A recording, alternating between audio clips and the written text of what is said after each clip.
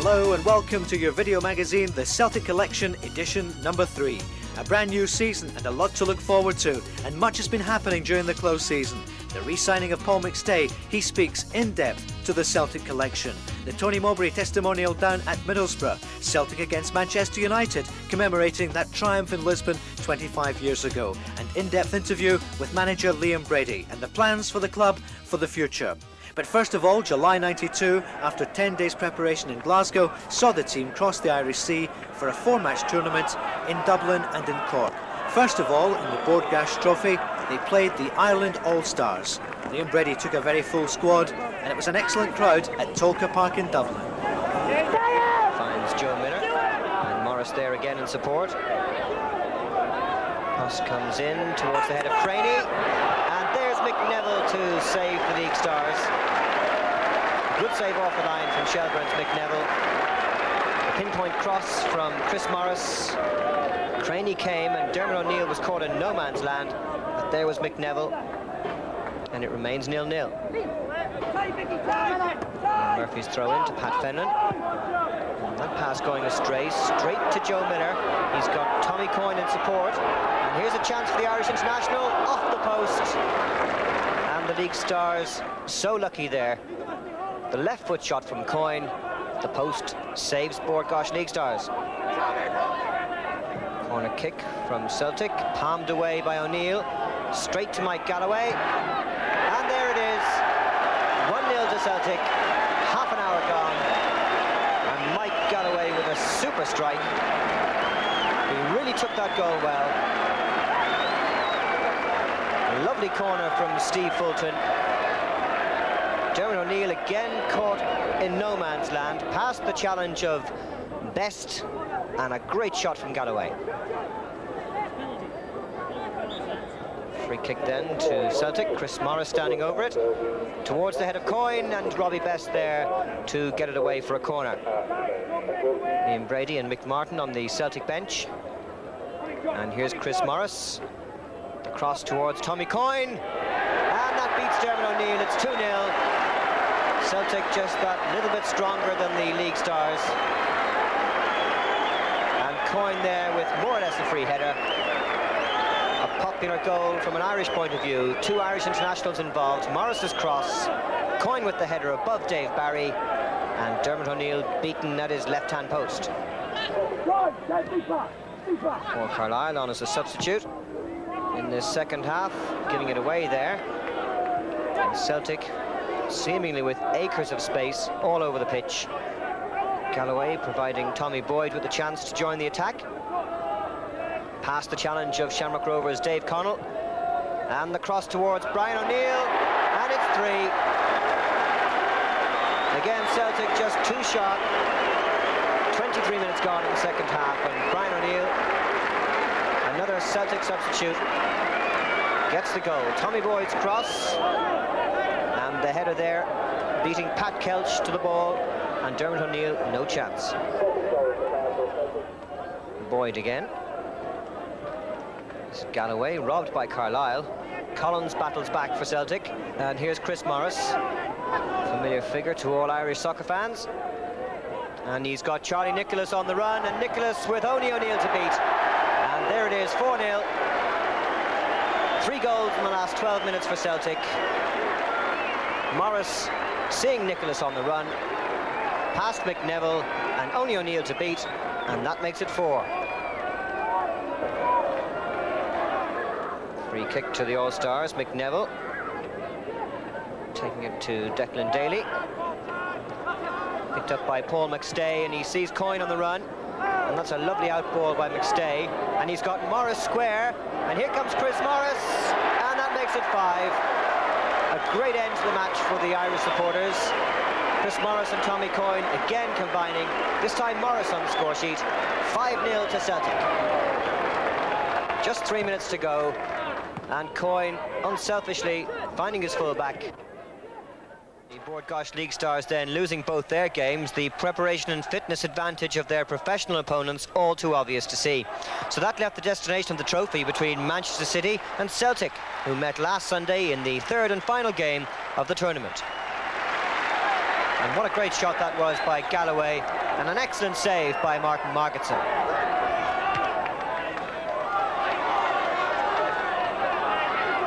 So City come looking for number 1. Dave White, cross to the far post. And Mike Sheeran unable to take that one under control. Huge crowd in Talca Park today, in this clash of the professional teams. Galloway's out ball there to Charlie Nicholas. Oh, what a goal by Charlie Nicholas! That's what the crowd came to see. A bit of Celtic magic. 32 minutes gone and Celtic take the lead. Charlie, always the prince of goal scorers, saw the opening and Margetson had no chance. Great support here for Celtic, as there always is when they visit these shores. And here they come again. Keith Curl getting it away for City. And there's a bit of a mix-up in the City defence, and Tommy Coyne makes it number 2. As always, Irish internationals get a special cheer when they score in Dublin, and no different on this occasion. So it has to be said, the City defence all over the place. Curl and Vonk in each other's way. And it broke nicely for Coyne. 2-0.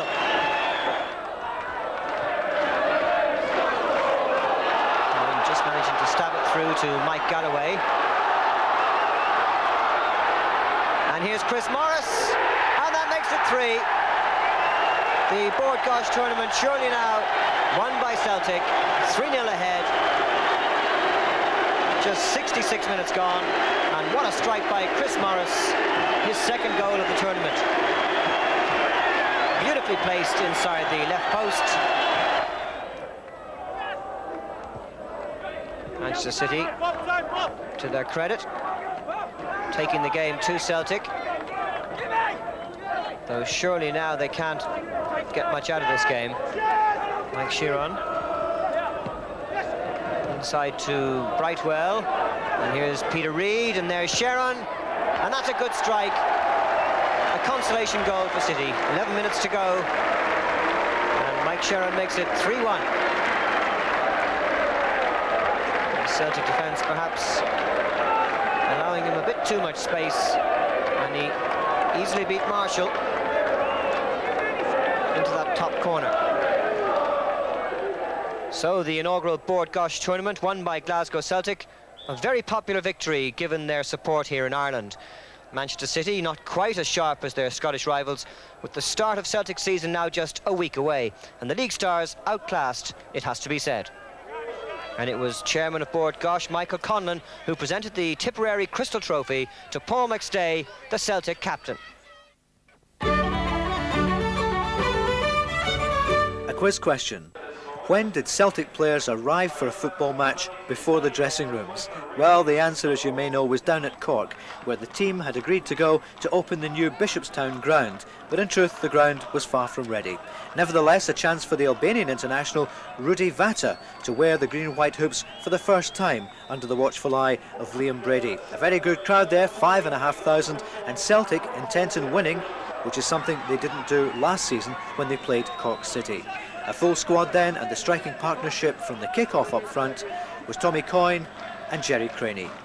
Pat Bonner, a hugely popular figure in Ireland there, kicked off in goal, and in the second half Gordon Marshall took over. This attack saw Craney and Coyne combining, but it was broken down by the Cork defence, one of the best sides in the Irish League, and a chance here to see Rudi Vata in action for the first time in the hoops. Wasn't so much a case of the hoops as the whoops on that occasion, watched by director Jimmy Farrell. But the Celtic goal came after 12 minutes. Tommy Coyne onto that pass, tucking the ball away past goalkeeper Devine. 1-0 to Celtic.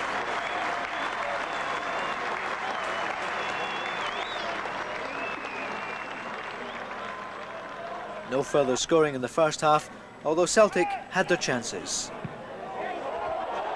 Great effort there, just off the post.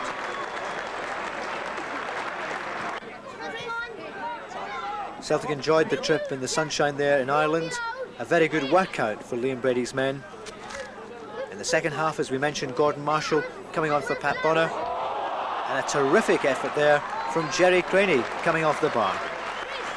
but still 1-0. Tommy Boyd, though, was in fine form, combining here with Craney. Keeper couldn't hold it, and Tom Boyd was there to score his first goal of the pre-season build-up. 2-0 to Celtic, a very good workout down in Cork City.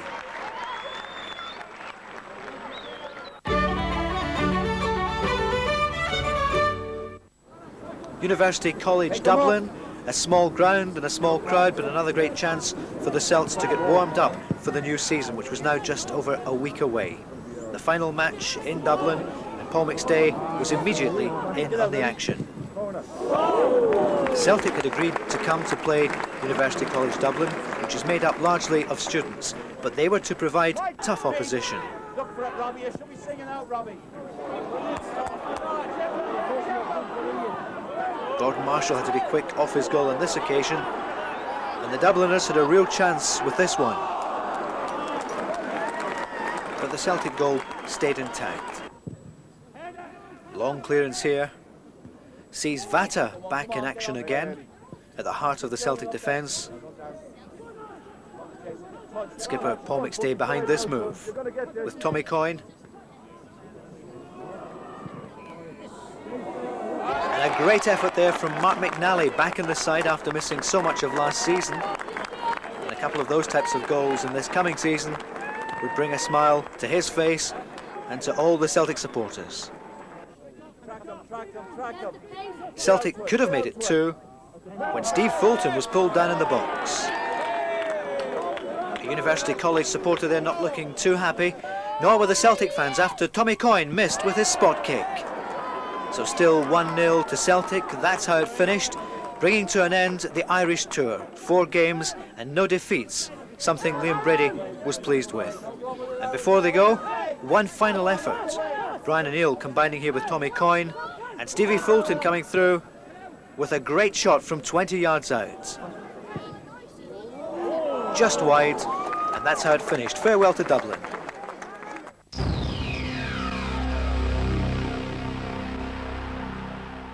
The idea developed from a range of promotional brochures which we produced for the marketing department. And when the brochures were produced, we felt it was almost a pity that they weren't available to a wider audience. And to this end, we decided to originally produce a series of posters. And obviously from that, we developed into postcards, which seemed a natural progression. A range of quality products, china mugs, table mats and coasters, and perhaps most importantly, one which probably appealed to most fans, is a potted club history. The fans themselves played a very important part in pulling the whole collection together. We scoured junk markets, curio shops and various collectors, but I mean, at the end of the day, the fans did seem to add the personal touch to it. You know, they gave us their own copies of ancient newspapers, you know, and back prior to the Lisbon Lions days, and in fact a whole selection of copies in just about every newspaper published in the day after the European Cup win, and they all feature quite strongly. There's no such thing as a closed season at Celtic Park, and with 2 major rock concerts recently, Bryan Adams and Prince, time was at a premium for the ground staff. There was also extensive work to the main stand. Stadium director Tom Grant. It involves replacing the old timber deck and timber seats with a brand new steel deck and plastic seats. We've improved the exit routes, we've increased the number of exits, we've altered the whole format of the upper stand simply to improve it and make it safer. We now comply with all the Taylor Report regulations for that particular area. It's been a sizable project during the close season. It's a time limit that's been very crucial for us to maintain. And across the road at Barrowfield, the training ground has been transformed in recent months. Over the last year or so, we have completely stripped out both pitches. A year ago we had one grass pitch and we had one red ash pitch, which really for a club of Celtic stature was no longer even remotely good enough. So the whole area had probably in the region of about £350,000 spent on it. And John Maguire and Celtic Pools have been very helpful in providing us with all the cash from the sweepstake draws that he does throughout the year. That money goes towards the costs of upkeeping this place and improving the facilities here for the players.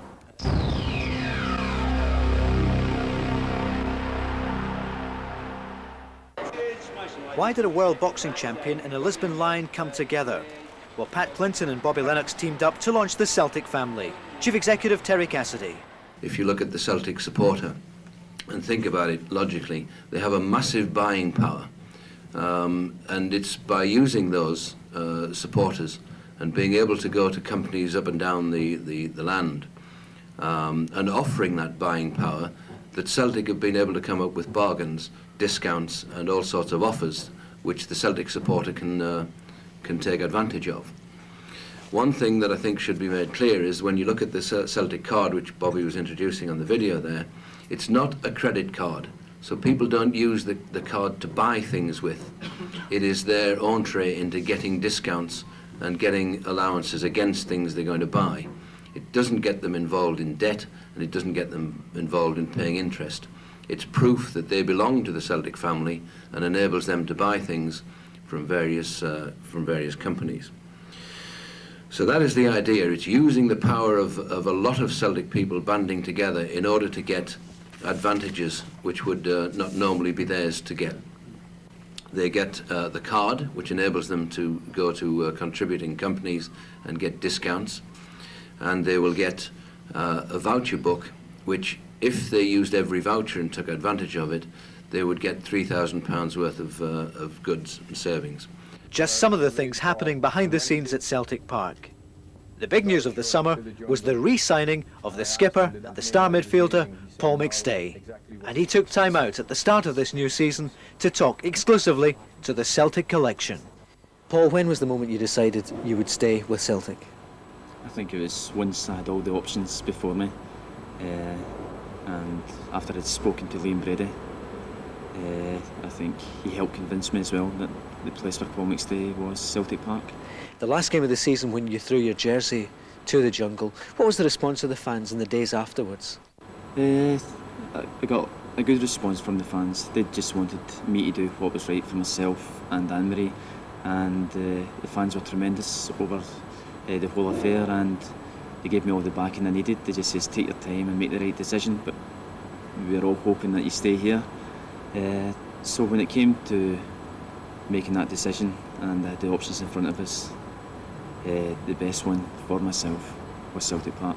And as I said all along, that was all I was wanting to do. Maybe people were fed up hearing me saying it, but that's the main thing was for me to let the contract run out and see what was there for Paul McStay. Looking back on it then, you wouldn't have changed anything. You surveyed all the options and signed with Celtic. Yeah, I wouldn't change anything now. I made the right choice. The media coverage that was given from day one, from the start of the new season when they mentioned Everton, I think that was just the start of it. Just a gradual progress from there till I eventually made a decision, and I feel maybe the fans were led on a wee bit by that, feeling that I should have made a decision well before the end of the season, which I felt at the time would have been wrong for me. I just wanted to see what was there, because I knew Celtic were a big club and they had ambition, and I wanted to see if any other clubs were interested in Paul McStay who had the same ambition as Celtic Football Club, and to me none of them did. So the club have satisfied you that they have the ambition to go forward. How much do you want success as the captain of Celtic? I think I hope it shows in my play the amount of the effort I put into the games that I want to be a winner, and the squad at Celtic Park at the moment want to win. A few of the younger lads have not savoured what it's like to walk up the stairs at Hampden and lift a trophy with the green and white ribbons on it, or to win a league championship. I want more of that, and I'm sure the younger lads here want it, and I'm sure the fans are desperate for it after a couple of years of not winning anything. Are you worried though, and you must have weighed it up, that Rangers with their big spending power could leave Celtic behind? I think over the years Rangers have, maybe since the season 87, have spent a lot of money on players, but they've never been that far ahead of us. We've always maintained our footballing qualities. We've tried to play good football, and last season going to Ibrox, I think we proved that we are just as good at a footballing side as Rangers. The only thing it was lacking last season was maybe our temperament in a couple of big matches where in the League Championship, but the new year we played Rangers, then Hearts. If we would have come out of something then, we would have went on to better things, I thought. But I think that was the only thing that was lacking. And this year we've started on a good note, where we've got the proper attitude, and hopefully align that to the football, and we will be lifting trophies. How were your fellow players when you walked back into the dressing room and you'd re-signed for Celtic? The players were great with us. Again, they maybe fed up reading the papers, all the usual gossip, but basically they wanted what was best for me, and I got a great reception of the players when I come back as well. It's ironic that Liam Brady is a man who has played in so many different clubs in different countries, and yet he also was a factor in you staying here. Yeah, well, I think just playing under Liam for the short spell last season was a good experience. He wanted the team to play football, and that's something that suits me. And again, the talks I had through the summer with Liam also helped me make that decision. Although there is the footballing aspects, as many people know now that Anne-Marie is expecting her first child, and that had to be taken into consideration. That was a big factor, was it, young McStay on the way? Of course, yeah, I think the main thing in my life now is Anne-Marie and the family, and I've got to do what's best for them. We spoke it over, and aligned to the football and things, we decided that the best place for us was in Scotland.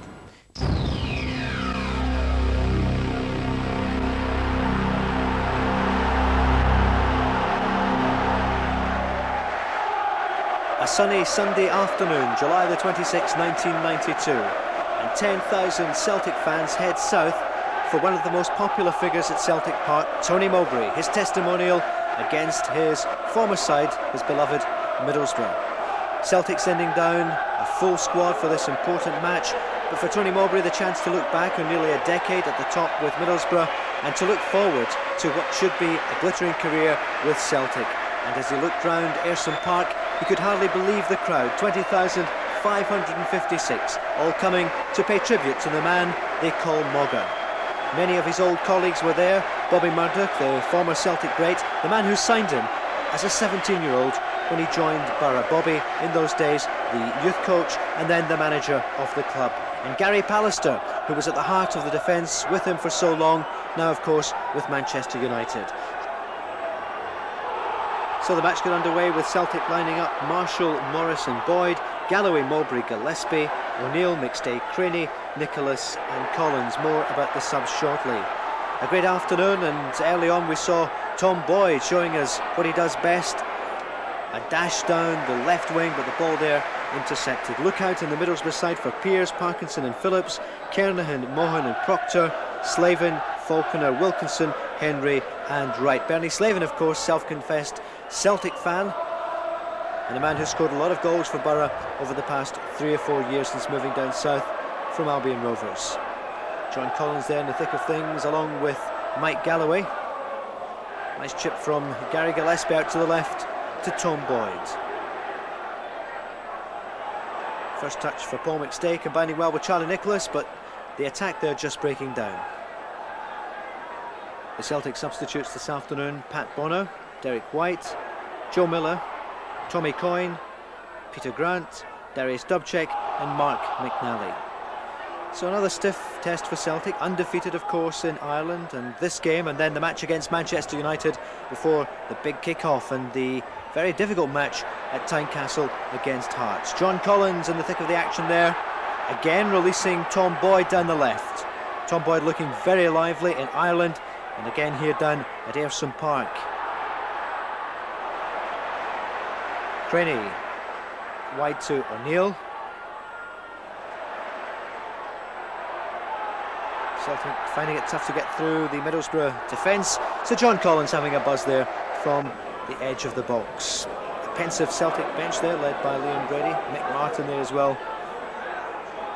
As Celtic come forward again, John Collins with a chance. Well collected there by goalkeeper Pearce. 10, number Henry for Middlesbrough, but a good run here by big Gary Gillespie. Left to John Collins, some good work by the midfield player, and a timely tackle breaking down the Celtic attack. John Henry again collecting for the Borough. And there's Bernie Slavin. But just too much purchase on that one, and no real problem for Gordon Marshall. Celtic fans, though, applauding good work there by Slavin. Charlie Nicholas now, who enjoys these kind of conditions and these exhibition games, with Mike Galloway. Galloway, great efforts and a good stop there by Pearce.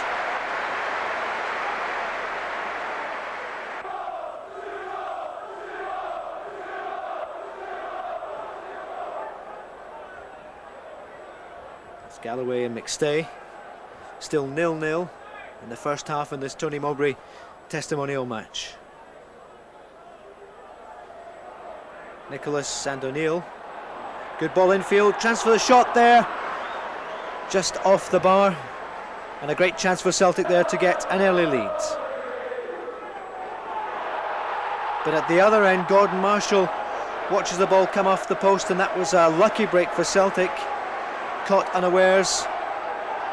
But John Collins trying to take the pressure off the defence. So chances at both ends.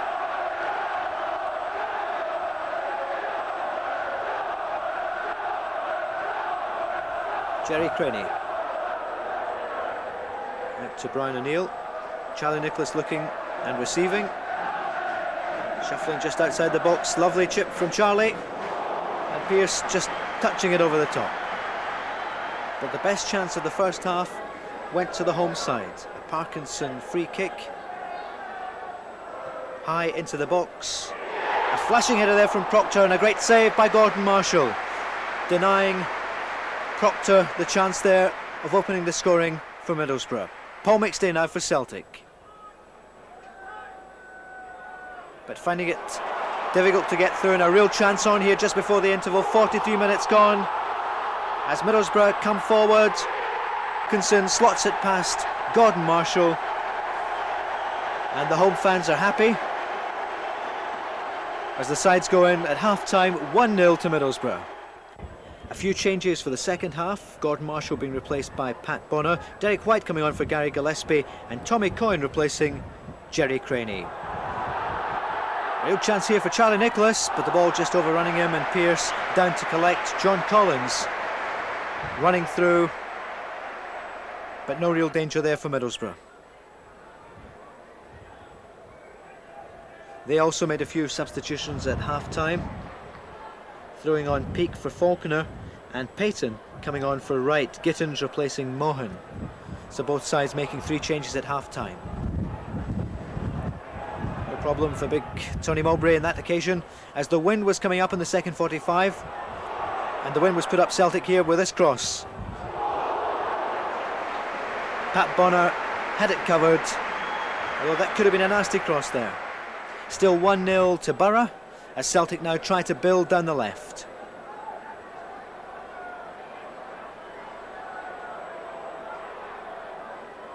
Middlesbrough showing just why they've got a place in new Premier League down in England. Bernie Slavin with the chance. Pat Bonner, good positional play by the Irish international goalkeeper. Both keepers having played well in Ireland as Celtic come forward. Collins down to Coyne, to Paul McStay, swivels and shoots, but collected by Pearce.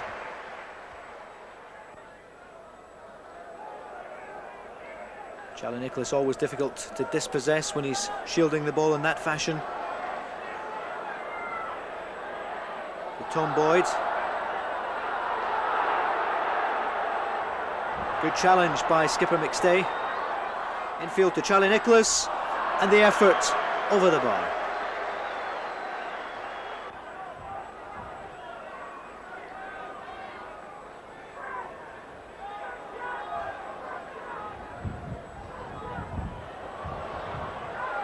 McStay putting Galloway on the run. 25 yards out, tries the shot, well collected by Pearce. That's his favourite distance. We've seen Mike Galloway strike one already on the pre-season tour from that distance, as Celtic try to break down this defence, which, although it's now lacking Tony Mowbray, is well marshalled. Chris Morris now up over the halfway line. He's got Joe Miller now on. Mike Galloway going down there, heavy tackle, but Paul McStay on the run. Tries the cross.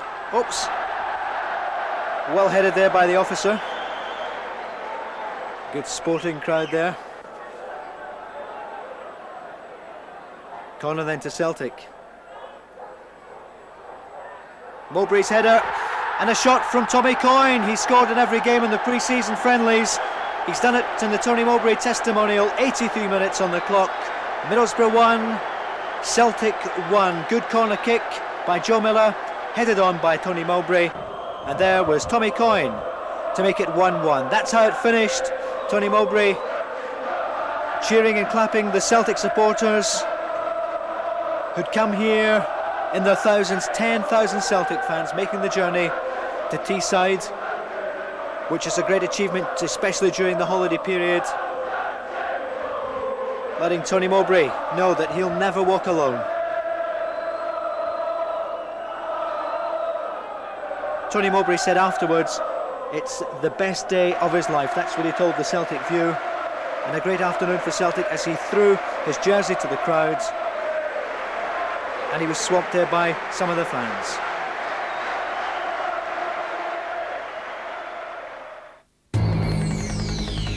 Off the field, planning continues for the future of Celtic. What's the latest word on the development at Cambuslang? Chief Executive Terry Cassidy. The latest news is that we, as everybody knows, I think they're being a little bit impish when they say these things, because we made application for outline planning, May? And initially we thought we might get an answer in the summer. The powers that be came back and said they want an environmental assessment report, which includes the impact on the surrounding area and things like contamination on the site and whatever. So that was undertaken for them, and that takes 4 or 6 weeks. There's a couple of months delay in that, and more expense as well. That's been submitted. We expect to get a reply from the planning people in October, November. We have no reason to suspect we'll get anything other than approval. But the other thing is that having gone through the process properly, and we've adopted the proper procedures, it's wrong of us to talk about it and make it public, because we don't want any planning authority anywhere to think that we are leaning on them, or we're trying to blackmail them or pressurise them, because that could rebound on us. We have sufficient faith in the professionalism of these people to say that's the application in front of us, and we'll judge it on that basis. We know the GDA are extremely enthusiastic and very positive about the project. We know that Strathclyde Regional Council are, we know that Glasgow City Council are. So I guess it'd come as an almighty shock if we don't get this application approved. And when would you hope work could start on the project? Next stage after that would be that we would then have to go in for full planning, which means we've got to go into a much more detailed basis. Assuming that that gets approval, we can see a start sometime in summer 1993.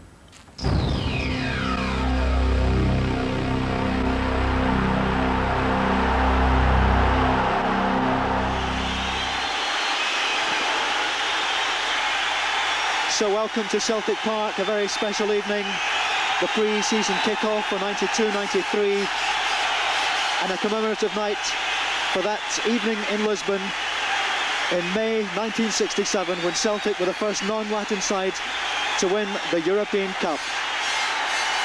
And coming out tonight here at Celtic Park, two soccer greats of the 1980s and 90s, Celtic skipper Paul McStay and Brian Robson, the former England skipper, the current skipper of Manchester United, bring out the replica of that famous European Cup, which Celtic won in '67 and which 12 months later Manchester United won at Wembley. The fans sing for Paul McStay, the man who threw his jersey to the jungle back in May in that last game of the league season in the defeat against Hibs, and many of the 20,000 that evening, the spring evening, thought it was a farewell to Paul McStay. Many clubs courted the £3 million rated midfielder during the close season, but he opted that his future, for the next 3 seasons at least, would be here at his beloved Celtic Park. A balmy summer's evening, the sun came out late this afternoon for this great night for Celtic. The clubs have met on 10 occasions, Celtic winning 4 of the matches, United winning 2, the others were drawn, and this tonight, the 10th match between the two. The scoreboard shows 0-0, we're kicking off 21 minutes late. Referee Simon looks to his linesman, and this testimonial game, looking back, a commemorative match to the Lisbon Lions, kicks off with United in possession.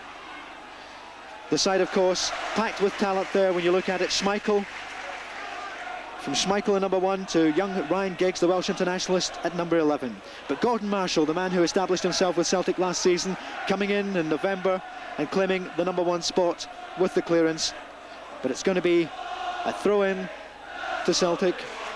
Celtic's first test at home after a successful run in Ireland last week, and the Tony Mowbray Testamonial at the weekend down in Middlesbrough. 10,000 Celtic fans, making it a crowd of 20,000. Paul McStay scrambling about in the midfield. He's up against top-class opposition tonight, but that's a great test for Liam Brady's men. Liam Brady said in the programme tonight it's the 2 teams he admired most as a youngster in Dublin.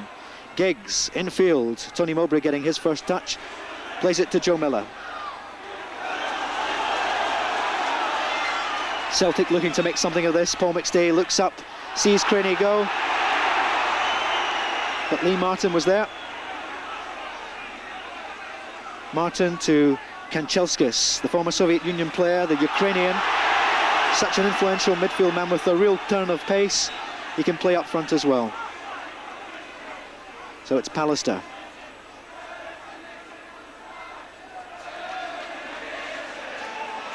Tom Boyd putting Jerry Craney off in his first run at Celtic Park of the season. He's got Charlie Nicholas with him. Worth the effort.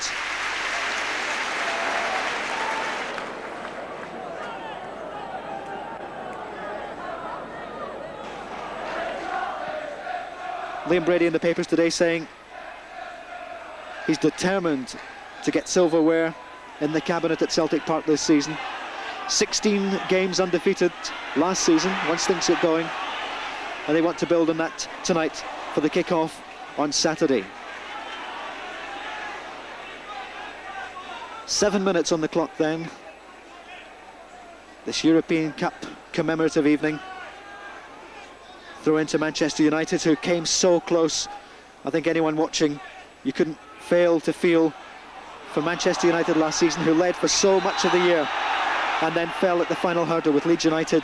And all credit to United, with little Gordon Strachan, such an influential player for them.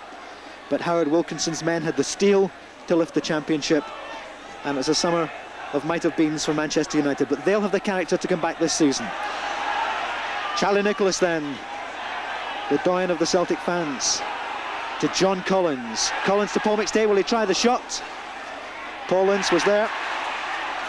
Celtic still bearing down in goal, but Brian Robson sees a way through, finds Ince. That's a timely tackle there by big Gary Gillespie. The fans enjoying this exhibition game, but there's a bit of bite in it as well, and that's what we love to see here on these kind of nights in Glasgow. Celtic will face top-class opposition in just over a month in the shape of Cologne in the UEFA Cup. And Alec Ferguson today, speaking to him just before this match tonight, just back from Moscow, where he watched Moscow Torpedo in action. Celtic, though, quickly taken there by John Collins. Collins to Craney. Craney, lovely play there. Looks for the options, but the route to goal was blocked off. United trying to play it out of danger, but Paul McStay stood in the way, and he finds Jerry Craney, who made a scintillating start to his career at Celtic 2 seasons ago, and continued, despite real opposition for the striking position last season,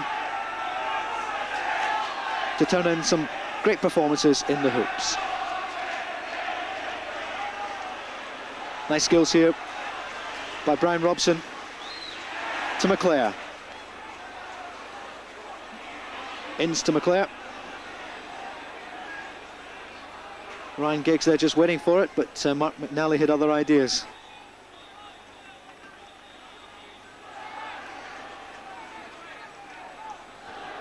Such an important season for so many players.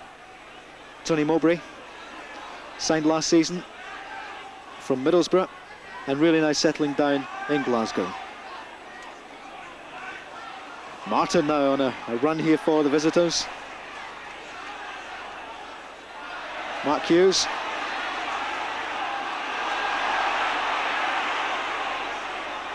O'Neill and Miller there. Little Joe Miller almost in some trouble, but finds the exit. And Jerry Craney just adjudged there to be offside. One of the things to watch tonight, this is the first time at Celtic Park this season we'll have seen the new pass-back rule, or the pass to the goalkeeper. It doesn't have to be a pass-back, but if you pass directly to the goalkeeper, then it's a free kick against you. And defenders have been working on this in pre-season training and also in these pre-season matches in Ireland and south of the border.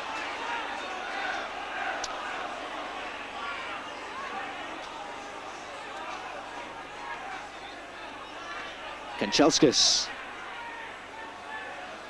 Irwin to Giggs. He's really broken through in the last couple of seasons, although there was some interest for him in the close season, but he's still, I was going to say in the red and white of Manchester United, but tonight in the blue of United. They've brought a great crowd here to Celtic Park, a great relationship between these two clubs, having met. This is the 10th tonight on 9 occasions. The corner kick then.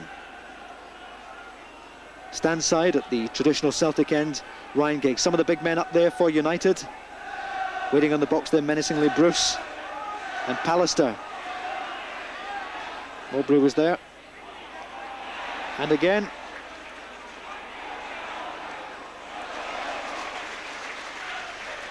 And the throw in to Celtic. As we mentioned, Liam Brady said in the match programme that these were the sides that he really admired as a schoolboy growing up in Dublin. Celtic, the great side with Gemmell, Johnson, Murdoch, and of course United with Best, Charlton, Law. Law sadly of course missing the European Cup final itself through injury, but an integral part of the side that won the championship and then went on to win the European Cup.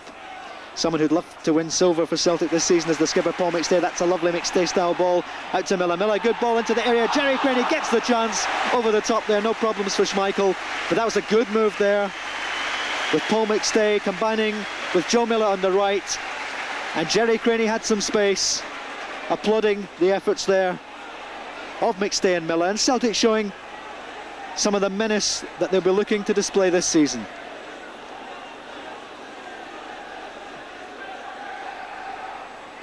The smiling Danish star Peter Schmeichel, such a hero in the European Championships. Long ball, but Mowbray was there.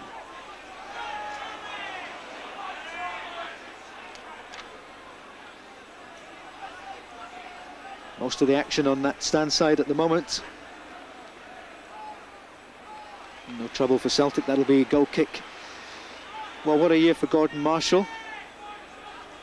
Joining Celtic from Falkirk, around £250,000. And within 3 months, claiming the #1 spot here at Celtic Park against one of Europe's great goalkeepers, Pat Bonner, and going to Sweden as part of the European Championship squad. John Collins, some lovely skills there on the left. Charlie Nicholas. Charlie tries the shot, took a deflection. Corner to Celtic.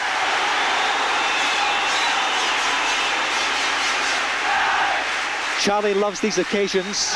Left Celtic in '83 to go to Arsenal, then moved on to Aberdeen, but his heart always stayed here in the east end of Glasgow. But he loves to turn it on the big occasion.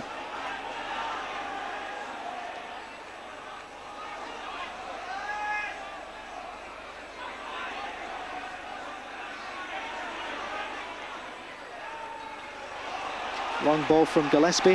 Has Craney the legs for it? He has. Craney to O'Neill. Joe Miller tries the shot, but it took a bobble just as he was about to pounce. Strong tackling there by Mark McNally. Referee saw no infringement because there was none, but that's a throw-in to United.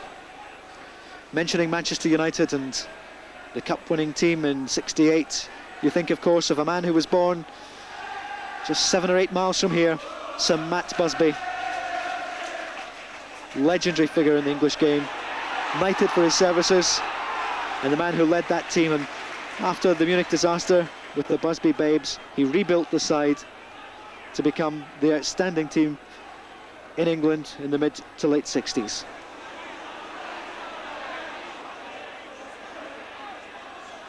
Talking of outstanding teams, Gary Gillespie played with one for a long time with Liverpool, and he aims to stamp that success here at Parkhead. 12 months ago he signed, and he's looking for a good season.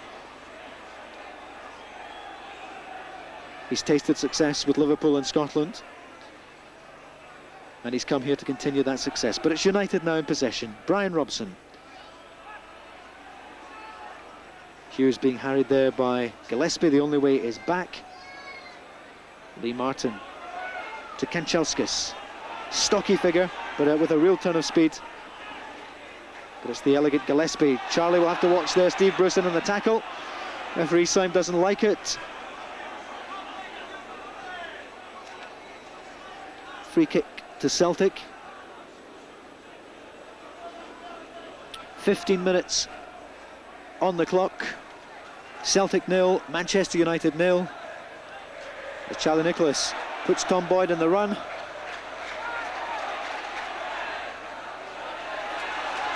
Collins did well to keep that in a Celtic possession.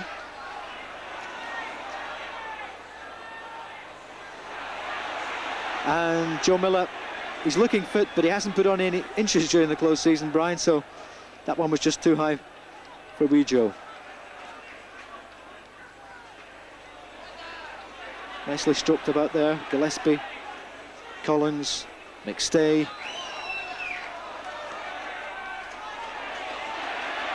John Collins signed a couple of years ago, nearly £1 million from Hibs.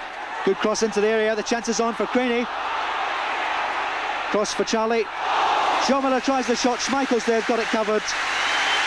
But a good build up there by Celtic. Looked as though the shot was going to come in earlier from Craney, but finally wee Joe Miller rifles on the shot. Schmeichel was there. That's what the fans have come to see, though. Celtic attacking.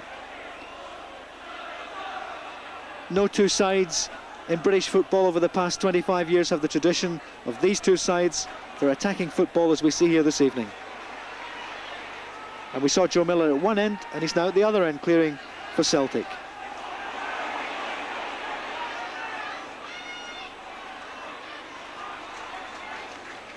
Well, Tony Mowbray was saying in the Celtic View how much he enjoyed his testimonial and the contribution the Celtic fans made in making the journey down to Teesside and in giving such sterling support down at Ayresome Park.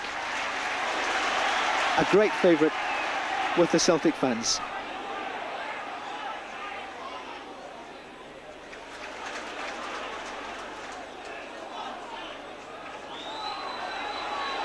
Collins switching from wing to wing. He's on the left at the moment, as we see. Collins and Kanchelskis, but it's Kanchelskis. We mentioned the speed, and it's in evidence here. Mark Hughes, can he put him through? Brian McClare has gone on the cross run to the right. Dennis Irwin there, the Irish international player, in the tackle, and that's a good ball out to the left to Ryan Giggs. Giggs tries the early cross, comes off. Mark McNally, that's a corner to United.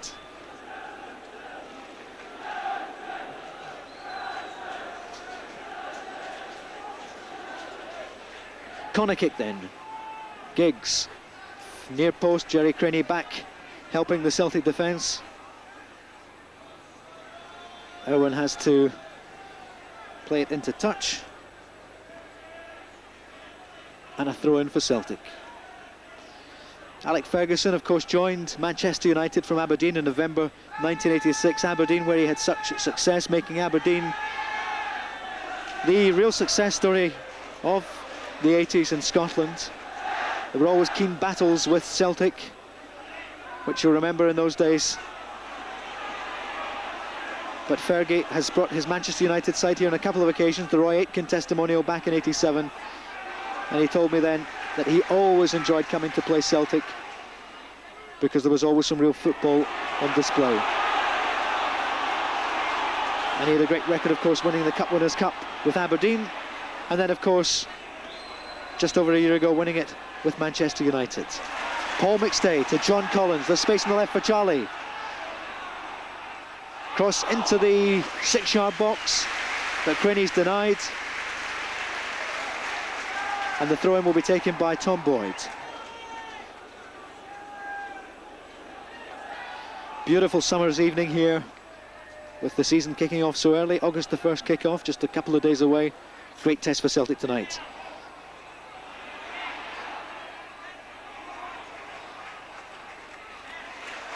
Celtic keeping possession, that's important. Get the rhythm going at the advent of the new season.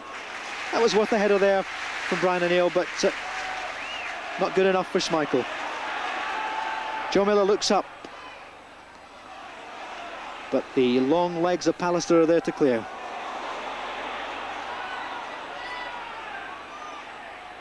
Giggs looking lively on the left.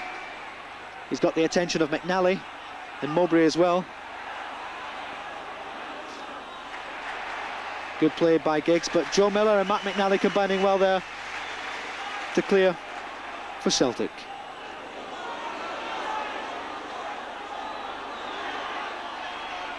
John Collins covers just about every inch of the surface on every occasion.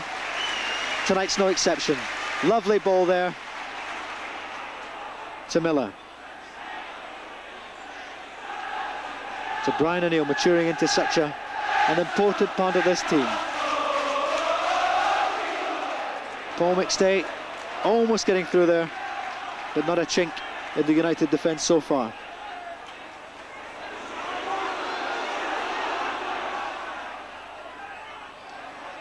"21 minutes gone, Celtic 0, Manchester United 0.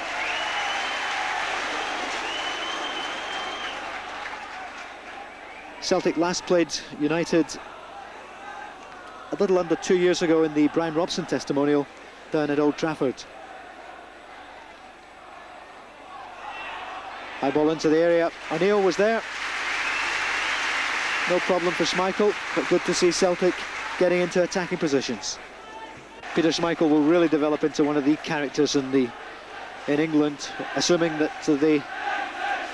he stays. Nowadays, of course, so many different transfers, but he's been a great asset to Manchester United. Giggs again. Infield to McClare. The dummy for Kanchelskis. Could have been dangerous. United still on the attack. Miller to O'Neill. To Charlie Nicholas. The tackle coming in from Bruce.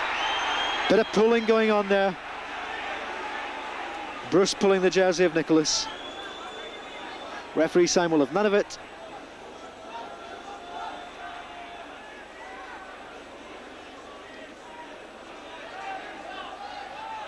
Coming up to the half-hour mark. Still no scoring.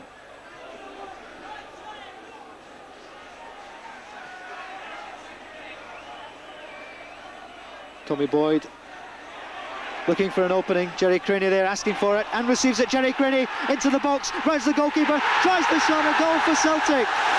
Jerry Craney. He looked for the ball, he raised his arm to Tom Boyd. Boyd looked up, saw the striker, rounded Schmeichel and played the ball into the empty net. Celtic take the lead just before the half-hour mark, and a great start to the final pre-season match for Jerry Craney.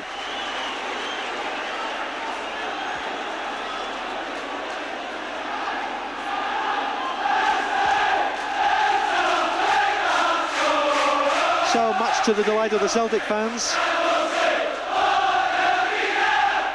Celtic take the lead.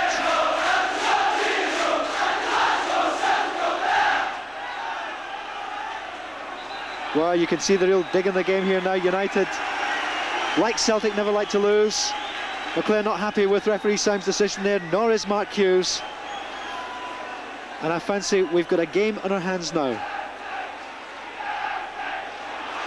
Celtic coming forward again in the shape of Charlie Nicholas. but he's tackled and beaten by Steve Bruce. Ryan Giggs, tricky winger. Giggs for Kanchelskis. Kanchelskis tries the shot. That's over the top. That was covered by Marshall. A good play by Giggs down the left. And the first real effort there for Manchester United, but we can see how quickly, with the pace of Kanchelskis and Giggs, they can turn defence into attack and threaten the Celtic goal.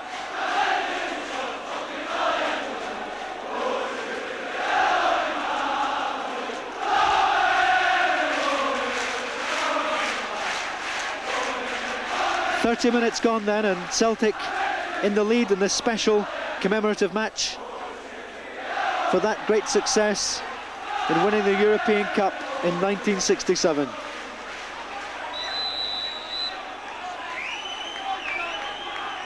Celtic Park, as you would expect, in magnificent condition after the closed season, but all credit to the ground staff. A couple of major concerts here with Prince and Bryan Adams, and around 60,000 people here for those concerts. So it's a great tribute to the hard work of the ground staff during the closed season. Hazy, Andy and all the gang. Mowbray winning in the battle there, but it's Robson digging in. McClare. What's on here for Brian O'Neill? It's a tackle. Giggs beginning to enjoy this game, I think, and Ryan Giggs is looking one of the most dangerous players for United. Paul Ince had a very good start, but we haven't seen so much of him. I think United are going to make the first substitution of the night.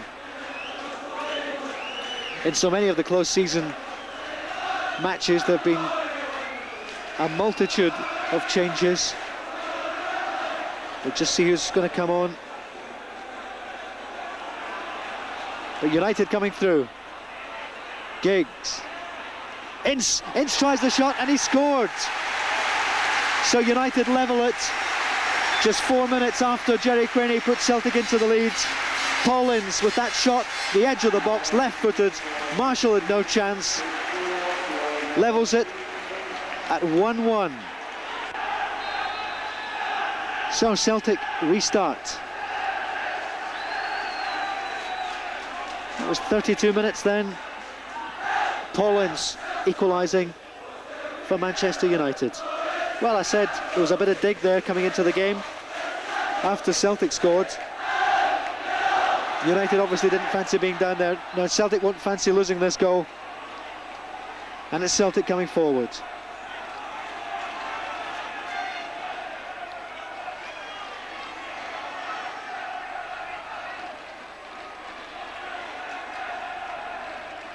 Two sides who like to come forward.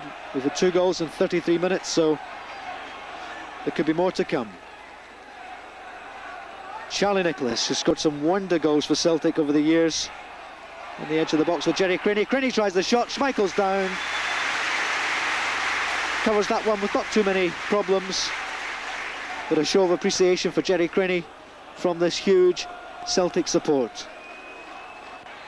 Gillespie looking to McStay to Mowbray.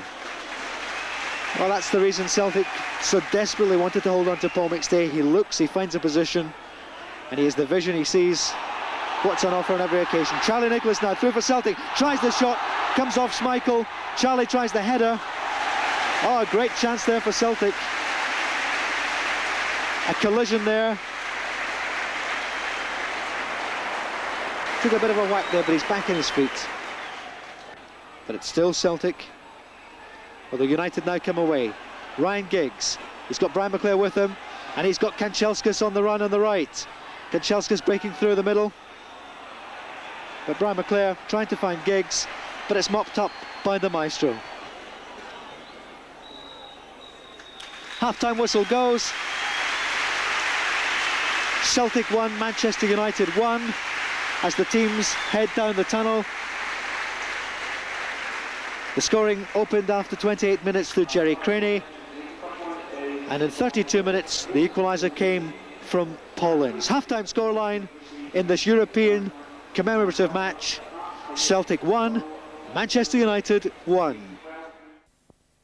As the second half gets underway, Celtic 1, Manchester United 1. A good first half, great first 30 minutes for Celtic, culminating in that goal after 28 minutes from Jerry Craney, but United striking back just a couple of minutes later. And a keen contest here as we go into the second 45. The ball bobbing about in the midfield. Pollins aiming to stamp his class on this match, but it's a man with class, Charlie Nicholas, looking for Craney, but the far side linesman's flag was up, and that's acknowledged by referee Syme.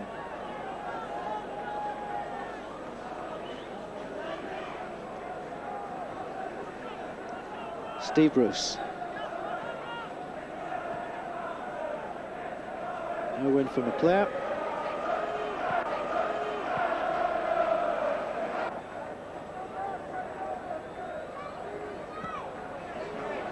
A real Tony Mowbray style clearance there, well over the halfway line, putting Bruce under pressure with Craney.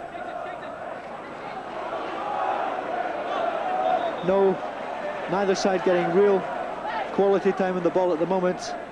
They're being closed down instantly. Tony Mowbray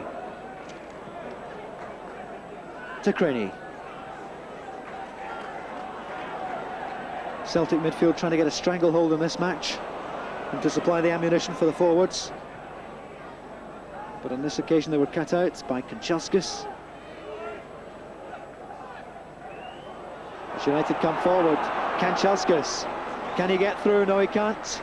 Marshall is there. Long ball over the halfway line. Steve Bruce mopping up for United. Erwin looks up for Ryan Giggs, and Giggs has got the legs for this. He looks up and he sees Mark Hughes, but good play there, good cover by Mark McNally. Corner kick to United. 5 minutes gone, the second half. Celtic 1, Manchester United 1. Celtic's final warm-up game for season 93 against the runners-up in the English Championship last season. Giggs, there goes, but it's who win tussle. United again, a wave of blue shirts on the edge of the Celtic box. Steve Bruce tries to get the better of Collins. Nice flick from Bruce there.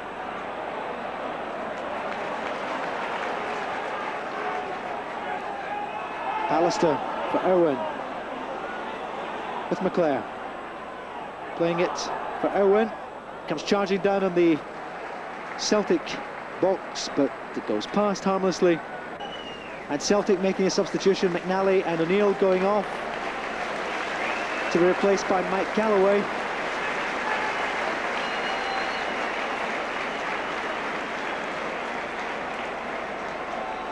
So 3 changes so far for Celtic, with Gary Gillespie staying in the dressing room at half-time, replaced by Derek White, and now Galloway on and Dovcek. As United come forward, McClare on the edge of the box, Galloway's there, gets his first piece of the action, and it's Clayton Blackmore who came on for Kanchelskis. United now. Bruce to Blackmore, Blackmore to Ince. Hughes lays it off to Ince. Flashing tackle there by Darren Ferguson. Referee not too happy with it.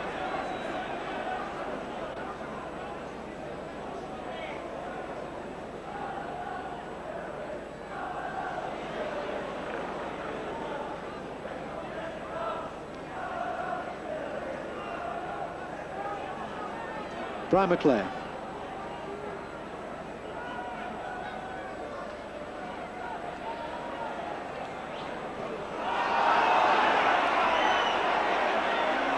Well, there's no quarter given there. But John Collins emerges with the ball. But Joe Miller tackled and beaten by Giggs. As the temperature rises just a bit in this match.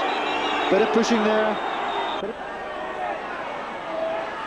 As Steve Bruce plays it to Pallister. Pallister, good, intelligent pass to Lee Martin.